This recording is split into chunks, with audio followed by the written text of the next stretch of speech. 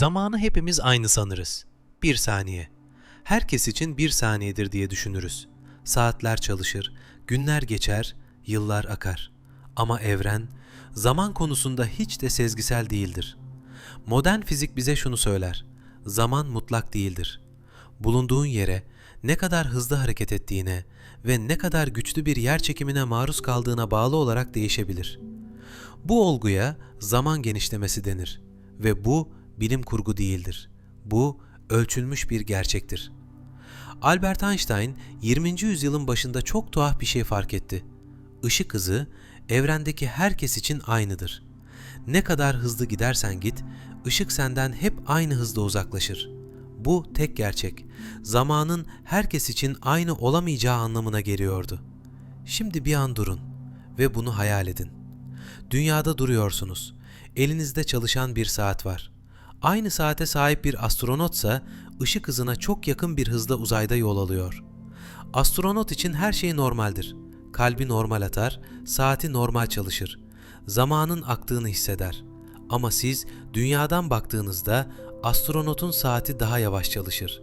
Zaman onun için yavaşlamıştır. Bu bir göz yanılması değildir. Zaman gerçekten farklı akıyordur. Astronot geri döndüğünde dünyadaki insanlardan daha genç olur. Bu duruma ikizler paradoksu denir. Ama aslında ortada bir paradoks yoktur. Çünkü hızlanan ve yön değiştiren taraf astronottur. Zaman onun için gerçekten daha az geçmiştir. Bu fikir sadece teoride kalmadı. Atom saatleri uçaklara yerleştirildi, uzaya gönderildi.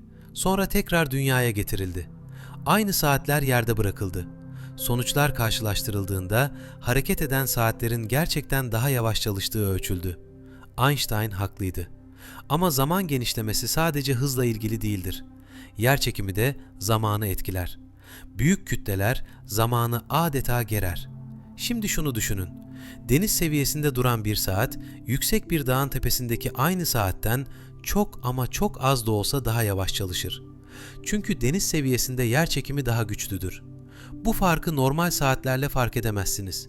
Ama atom saatleri bunu net bir şekilde ölçer. Ve bu etkiyi her gün fark etmeden kullanırız. GPS uyduları dünyanın etrafında çok hızlı hareket eder ve daha zayıf bir yerçekimindedir.